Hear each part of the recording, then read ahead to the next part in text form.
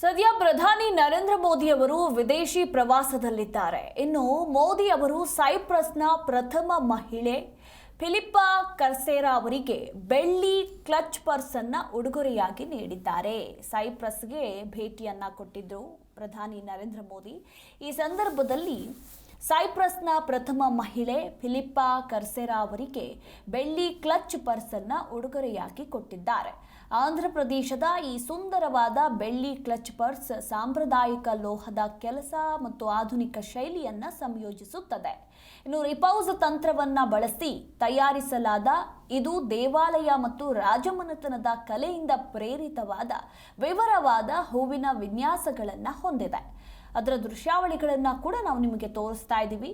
ಮಧ್ಯದಲ್ಲಿ ಅರೆ ಅಮೂಲ್ಯ ಕಲ್ಲು ಸೊಬಗಿನ ಸ್ಪರ್ಶವನ್ನ ನೀಡುತ್ತದೆ ಮತ್ತು ಅದರ ಬಾಗಿದ ಆಕಾರ, ಅಲಂಕಾರಿಕ ಹ್ಯಾಂಡಲ್ ಮತ್ತು ಅಲಂಕರಿಸಿದ ಅಂಚುಗಳು ಇದಕ್ಕೆ ರಾಜಮನೆತನದ ನೋಟವನ್ನ ನೀಡುತ್ತವೆ. ಒಮ್ಮೆ ವಿಶೇಷ ಸಂದರ್ಭಗಳಲ್ಲಿ ಮುಖ್ಯವಾಗಿ ಬಳಸಲಾಗ್ತಾ ಇದ್ದ ಈ ಪರ್ಸ್ ಈಗ ಒಂದು ಸೊಗಸಾದ ಪರಿಕರ ಅಥವಾ ಸಂಗ್ರಾಹಕರ ವಸ್ತುವಾಗಿದ್ದು, ಭಾರತದ ಶ್ರೀಮಂತ ಕರಕುಶಲ ಸಂಪ್ರದಾಯವನ್ನ ಆಧುನಿಕ ರೀತಿಯಲ್ಲಿ ತೋರಿಸುತ್ತದೆ.